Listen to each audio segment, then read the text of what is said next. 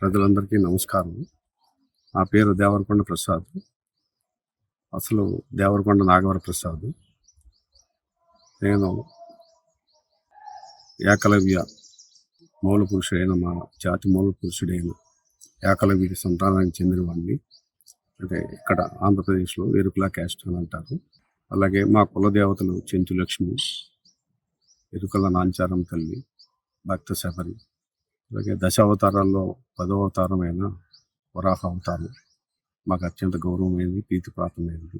ప్రస్తుతము ఆంధ్రప్రదేశ్లో మాకు దేవదేవుడైన శ్రీ వెంకటేశ్వర స్వామి వారి లడ్డూ ప్రసాదం పైన అనేక రకములుగా పంది కొవ్వు, గుడ్డు కొవ్వు కలిసివని ఆ కోట్లాది భక్తుల మనోభావాలు దెబ్బతినే విధంగా, ఆచార వ్యవహారాలు, విశ్వాసాలు దెబ్బతినే విధంగా మాట్లాడడం జరిగింది.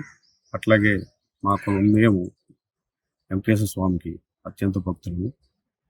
మా కులదేవత అయిన ఎరుకల నాంచారమ్మ ఎరుకు చెప్పడం వలన శ్రీనివాసుడు కళ్యాణం జరిగిందని చెప్పేసి ప్రసిద్ధి.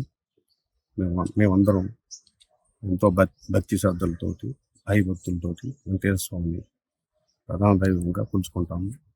అటువంటి శ్రీవారి లడ్డూ ప్రసాదం మీద శ్రీవారి పట్ల అనేక రకాల దుష్ప్రచారాలు జరుగుతున్నందున మనస్తాపం చెంది తీవ్రమైన మనసు గాయపడి ఈరోజు పుల్లూరు పోలీస్ స్టేషన్ వచ్చి కంప్లైంట్ ఇవ్వడం జరిగింది.